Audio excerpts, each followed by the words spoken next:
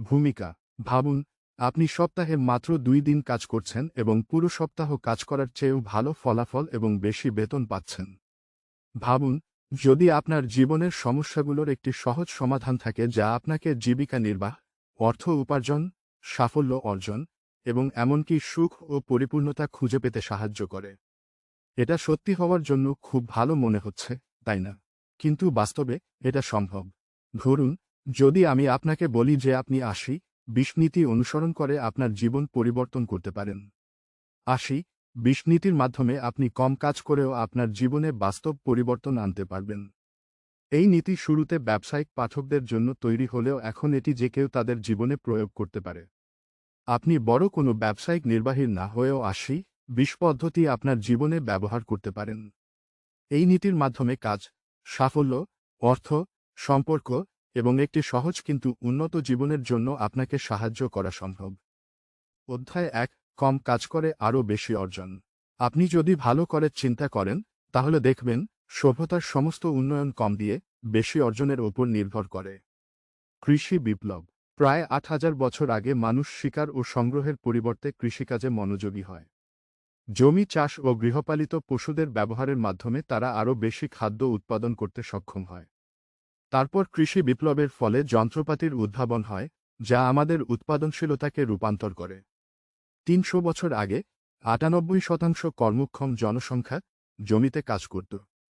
অথচ এখন উন্নত দেশগুলোর মাত্র 2 বা 3% মানুষ কৃষিতে কাজ করেও আগের তুলনায় অনেক বেশি খাদ্য উৎপাদন করছে। প্রযুক্তির উদাহরণ। মাত্র 40 বছর আগেও কম্পিউটার ছিল বিশাল এবং ব্যয়বহুল। অথচ এখন কম্পিউটার দ্রুত, ছোট এবং সাশ্রয়ী হয়ে উঠেছে। আমরা কম সংস্থান দিয়ে বেশি ফলাফল পাচ্ছি। এটি 80-20 নীতির একটি উদাহরণ। দৈনন্দিন জীবনে 80-20 নীতির প্রয়োগ। আমাদের ব্যক্তিগত এবং পেশাগত জীবনে এই নীতিটি প্রয়োগ না করার জন্য আমরা অনেক সুযোগ হারাই। আমরা মনে করি, কাজের জন্য আমাদের জীবনকে উৎসর্গ করতে হবে এবং বন্ধু, পরিবার বা আনন্দদায়ক কাজের জন্য সময় বের করা সম্ভব নয়। প্রথম ধাপ। আপনার প্রকল্প বা কাজের জন্য নিজেকে জিজ্ঞাসা করুন, আমি কিভাবে কম কাজ করে আরও বেশি ফল পেতে পারি? কোন কোন বিষয়ের ওপর ফোকাস করলে আমি প্রকল্পের বেশিরভাগ সুবিধা পাব? এই প্রশ্নগুলোর মাধ্যমে আপনি আপনার সময় ব্যবস্থাপনা দক্ষতাকে বাড়িয়ে তুলতে পারেন। উদাহরণস্বরূপ, যখন আপনি জোনে থাকেন, তখন আপনি মাত্র কয়েক ঘন্টার মধ্যেই এমন কাজ শেষ করতে পারেন, যা সাধারণত দিন বা সপ্তাহ লাগত। ব্যবহারিক উদাহরণ। ধরুন, আপনি স্বনিয়োজিত এবং একটি কাজের জন্য পুরো 1 সপ্তাহ সময় না দিয়ে মাত্র 2 দিন সময় দিচ্ছেন। যদি আপনি পুরো সপ্তাহ দেন, তবে হয়তো বিলম্ব করে এমন কিছু কাজের সময় নষ্ট করবেন যা প্রকৃতপক্ষে ফলপ্রসূ নয়। কিন্তু যদি আপনি আপনার সবচেয়ে মূল্যবান কাজের জন্য মাত্র 2 দিন সময় বরাদ্দ করেন, তাহলে আপনি 5 দিনের কাজ 2 দিনে শেষ করতে পারবেন। আর বাকি সময়টা নিজের পছন্দমতো কাজে ব্যবহার করতে পারবেন। শেষ কথা, 80-20 নীতির সাহায্যে আপনি আপনার কাজ এবং জীবনের মান উন্নত করতে পারেন। কম দিয়ে বেশি অর্জন সম্ভব যদি আপনি সঠিকভাবে সময় এবং শক্তি বিনিয়োগ করেন। অধ্যায় 2, 80-20 নীতির 3টি সহজ ধাপ। 80-20 নীতি ব্যবহার করে আপনার জীবনে বড় পরিবর্তন আনতে চাইলে আপনাকে 3টি ধাপ অনুসরণ করতে হবে। এই প্রক্রিয়া অনেকটা ছুটির পরিকল্পনা করার মতো। আপনি প্রথমে সিদ্ধান্ত নেবেন কোথায় যেতে চান এবং সেই অনুযায়ী আপনার পথ নির্ধারণ করবেন। আসুন, সহজ ভাষায় এই ধাপগুলো ব্যাখ্যা করা যাক। ধাপ 1, আপনার গন্তব্য নির্ধারণ করুন। প্রথমেই ভাবুন, আপনি 80-20 নীতির মাধ্যমে কোন দিকে এগোতে চান। নিজেকে জিজ্ঞাসা করুন, আপনার জীবনের কোন বিষয়গুলো সত্যিই গুরুত্বপূর্ণ, কোন দিকগুলোতে উন্নতি আনতে চান। এটি এমন একটি গন্তব্য হওয়া উচিত যা আপনার আসল ইচ্ছা এবং আগ্রহকে প্রতিফলিত করে। উদাহরণস্বরূপ, আপনি যদি কাজের ক্ষেত্রে সাফল্য চান, তাহলে আপনার লক্ষ্য হতে পারে বেশি দক্ষ হওয়া অথবা নিজের জন্য একটি সুখী ও অর্থবহ জীবন তৈরি করা। আপনার জীবনের কোন অংশগুলো আপনাকে সবচেয়ে বেশি আনন্দ এবং সন্তুষ্টি দেয়, সেটি নির্ধারণ করার মাধ্যমে এই ধাপ শুরু করুন। এটি যেন এমন কিছু হয় যা আপনাকে চালিত করে এবং আপনাকে আরও ভালো জীবনযাপন করতে অনুপ্রাণিত করে। ধাপ 2, সঠিক পথ খুঁজে বের করুন। যখন গন্তব্য ঠিক হয়ে যায়, তখন পরের ধাপ হল সেই গন্তব্যে যাওয়ার সঠিক রুট খুঁজে বের করা। এটি এমন একটি রুট হওয়া উচিত যা আপনাকে সবচেয়ে কম চাপ দিয়ে সর্বোত্তম ফলাফল দিতে পারে। ধরুন, আপনি একজন বিক্রয়কর্মী হিসেবে সাফল্য চান। এই লক্ষ্য অর্জনের জন্য আপনি বেশ কিছু উপায় অবলম্বন করতে পারেন, যেমন একটি ভালো ক্লাসে ভর্তি হওয়া, একজন পরামর্শদাতার সাহায্য নেওয়া, এন্ট্রি লেভেলের চাকরি খোঁজা ইত্যাদি। তবে এখানে গুরুত্বপূর্ণ বিষয় হল আপনার শক্তি এবং আগ্রহের সঙ্গে মানানসই রুট খুঁজে বের করা। যদি আপনি পড়াশোনায় ভালো না হন, তাহলে ক্লাসে ভর্তি হওয়া আপনার জন্য সঠিক পথ নাও হতে পারে। এর পরিবর্তে একজন অভিজ্ঞ পরামর্শদাতার সঙ্গে কাজ করা বা সরাসরি কোনো প্রতিষ্ঠানে কাজ শুরু করা ভালো হতে পারে। আপনার কাজ হল এমন একটি পথ বেছে নেওয়া যা আপনাকে সহজে এবং কার্যকরভাবে গন্তব্যে পৌঁছে দেবে। ধাপ ৩, পদক্ষেপ নিন এবং এগিয়ে যান। একবার আপনি গন্তব্য এবং রুট নির্ধারণ করে ফেলেন, তখনই শুরু করুন। আর দেরি করবেন না।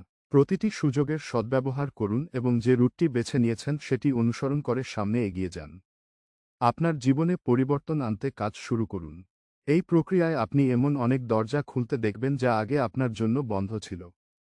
কোচের পরামর্শ হল এমন একটি পথ খুঁজে বের করুন যা আপনাকে কম পরিশ্রমে বেশি ফলাফল এনে দেয়। কাজ করতে থাকুন এবং যেসব ইতিবাচক সুযোগ আপনার সামনে আসবে সেগুলো গ্রহণ করতে প্রস্তুত থাকুন। যখন আপনি নিজের শক্তি ও ইচ্ছার সঙ্গে মিল রেখে কাজ করবেন, তখন আপনি আপনার জীবনের সত্যিকার পরিবর্তন দেখতে পাবেন। আপনার কাজকে মসৃণ, সহজ এবং উপভোগ্য করুন। এতে আপনি শুধু সফল হবেন না, বরং নিজের জীবনে গভীর তৃপ্তি এবং সুখও খুঁজে পাবেন। শেষ কথা, 80-20 নীতি হল কম সময় ও কম পরিশ্রমে বড় সাফল্য অর্জনের একটি কার্যকর কৌশল। আপনার গন্তব্য, সঠিক পথ এবং পদক্ষেপ নিয়ে যখন কাজ শুরু করবেন, তখন আপনি দেখবেন জীবনে নাটকীয় উন্নতি আসছে। অধ্যায় ৩, আপনার সুখ এবং কৃতিত্বের দ্বীপ খুঁজুন। আমরা যখন জীবন নিয়ে ভাবি, তখন সময় একটি গুরুত্বপূর্ণ বিষয় হয়ে ওঠে। আমরা সময় নষ্ট করতে চাই না, কারণ এটি কখনো ফিরে আসে না। আমরা প্রায়ই অনুভব করি যে মজা করার সময় দ্রুত কেটে যায়, আর বিরক্তিকর বা কঠিন কাজ করতে গেলে তা খুব ধীরগতিতে এগোয়। কিন্তু যদি আমরা এই ধারণাকে উল্টে দিতে পারি, যদি আমরা ভালো সময়গুলোকে দীর্ঘায়িত করতে এবং খারাপ সময়গুলোকে সংক্ষিপ্ত করতে পারি, তাহলে আমরা আমাদের জীবনে এক বিশাল পরিবর্তন আনতে পারব। প্রশ্ন হল, এটা কিভাবে সম্ভব? আপনার সুখের দ্বীপ খুঁজুন। সুখের দ্বীপ বলতে বোঝায় আপনার জীবনের সেই মুহূর্তগুলো যখন আপনি সবচেয়ে বেশি আনন্দিত এবং তৃপ্ত। তাহলে ভাবুন, শেষবার আপনি সত্যিকার সুখী কবে ছিলেন? এরপর সেই মুহূর্তের আগে এবং পরে কি ঘটেছিল তা স্মরণ করুন। আপনি তখন কি করছিলেন? আপনি কার সঙ্গে ছিলেন? আপনি কোথায় ছিলেন? এই সময়গুলোর মধ্যে সাধারণ মিল কি? আপনার সুখের দ্বীপগুলো চিহ্নিত করার পর, এখন ভাবুন কিভাবে আপনি এই মুহূর্তগুলোকে আরও বাড়াতে পারেন। উদাহরণস্বরূপ, ধরুন আপনার সুখের মুহূর্তগুলো আপনার সময়ের মাত্র 20%। তাহলে কিভাবে এটি 40, 60 বা 80% করা যায়? আপনি কি এমন কাজ বা সময় অপচয় বন্ধ করতে পারেন যা আপনার সুখের পথে বাধা সৃষ্টি করছে? সময় বাঁচাতে অপ্রয়োজনীয় কাজ এড়িয়ে চলুন। আমাদের জীবনে এমন অনেক কাজ থাকে যা আমাদের খুশি করে না, বরং সময় নষ্ট করে। ধরুন, আপনি প্রতিদিন ঘন্টার পর ঘন্টা টিভি দেখেন। গবেষণায় দেখা গেছে, অধিকাংশ মানুষ টিভি দেখার পর খুব একটা খুশি হয় না, বরং হালকা বিষণ্ণ বোধ করে। যদি টিভি আপনাকে খুশি না করে, তাহলে সেটি বন্ধ করুন এবং সেই সময়টি অন্য কোথাও কাজে লাগান। এমন কাজের দিকে মনোযোগ দিন যা সত্যিই আপনাকে আনন্দ দেয় এবং আপনার সময়ের সঠিক ব্যবহার নিশ্চিত করে। আপনার কৃতিত্বের দ্বীপ খুঁজুন। কৃতিত্বের দ্বীপ বলতে বোঝায় সেই সময়গুলো যখন আপনি সবচেয়ে বেশি সৃজনশীল এবং উৎপাদনশীল। গত সপ্তাহের সময়গুলোর দিকে তাকান এবং দেখুন, কখন আপনি সবচেয়ে বেশি কাজ সম্পন্ন করেছেন, কখন আপনি নিজের বা অন্যদের জন্য সবচেয়ে বেশি মূল্য যোগ করতে পেরেছেন।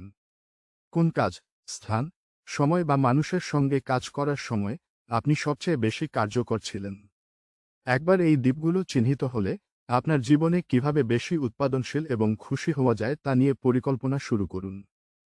উদাহরণ, সুখ ও কৃতিত্বকে কাজে লাগানো। ব্রিটিশ সিভিল সার্ভিসের কর্মকর্তা রিচার্ড অ্যাডামসের গল্পটি এ বিষয়ে দারুণ প্রাসঙ্গিক।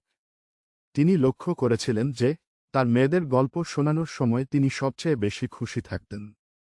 তাই অবসর সময়ে তিনি সেই গল্পগুলো লিখতে শুরু করেন।